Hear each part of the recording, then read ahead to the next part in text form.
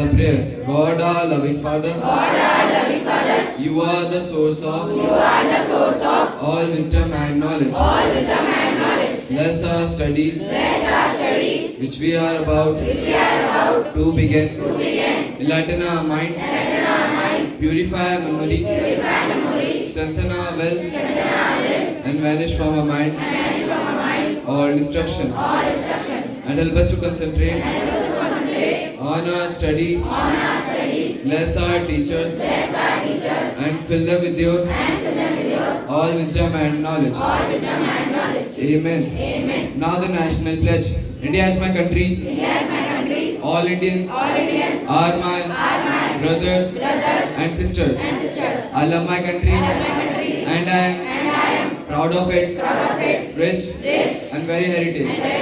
I shall always strive to be worthy of it. I shall give respect to my parents, teachers, and all elders, and treat everyone with courtesy. To my country and to my people, I pledge my devotions in their well-being and prosperity. Alone lies my happiness. Everyone join your hands, close your eyes. Let's start Hey Shardima.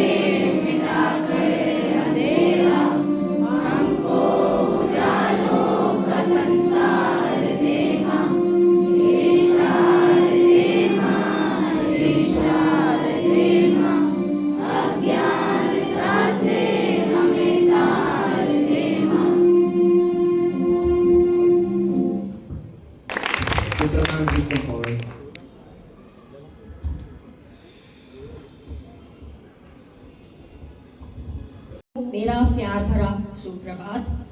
आज हम यहाँ पे वसंत पंचमी के लिए सभी लोग इकट्ठा हुए हैं। पत्थर की छाती में उगाया एक नया अंकुर, पत्थर की छाती में एक नया उगाया अंकुर। झरे सब पीले पात, कोयल की कूकें गूंज रही हैं दिन रात। मैं ये नया गीत गाने आया हूँ, मैं ये नया गीत गाने आया हूँ। हमारे पूर्व प्रधानमंत्री स्वर्गीय श्री अटल बिहारी वाजपेयी की इन कविता की पंक्तियों के साथ आप सभी को वसंत पंचमी की हार्दिक बधाई। वसंत पंचमी हमारे देश के सभी त्योहारों में से ये एक मुख्य त्योहार है। ये ऋतु परिवर्तन के बारे में बताता है। वसंत ऋतु ऋतुओं का राजा कहा जाता है। वसंत पंचमी माघ महीने की शुक्ल पक्ष की पंचमी तिथि को मनाया जाता है। इस दिन से सभी जगह पेड़ पौधों में पत्ते दिखने लगते हैं, खेतों में सरसों के फूल खिलने लगते हैं, आमों में बौर आने लगते हैं, कोयल की गूंज रही होती है और मीठी मीठी हवाएं जो हमारे शरीर को स्पर्श करके चलती हैं, ये हमको नकारात्मकता की तरफ से सकारात्मकता की तरफ ले जाती है, असफल को सफल बनाती है। कुछ समय पहले हमने देखा होता है कि जो हमारे पेड़ होते हैं उनसे पत्ते झड़ चुके होते हैं, लेकिन अब धीरे धीरे उसमें जान आने लगती है, पेड़ मर के जीना सीख जाते हैं। ये हमको प्रकृति सिखाती है कि असफल व्यक्ति हमेशा असफल नहीं रहता, क्योंकि दुख के बाद सुख का संचार और सुख के बाद दुख का संचार, ये जीवन का नित्य नियम है।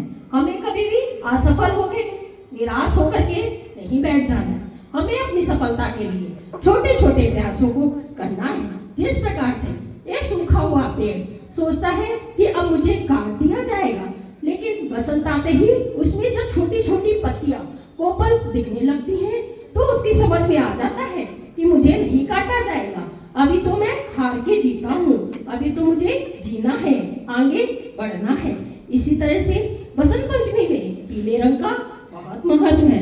पीले रंग से वस्त्र पहने जाते हैं, घरों में पीले रंग के पकवान बनते हैं, क्योंकि पीला रंग हमको ऊर्जा और सकारात्मकता की तरफ ले जाता है और बताता है कि हमको पर्यावरण में किस प्रकार से साथ में संयम बना के चलना है, क्योंकि दुख नहीं रहेगा, ये सुख भी बदलेगा। क्या करना है, थोड़ा सा हमको अपना प्रयास करना है तो ये दुख सुख में आ जाएगा।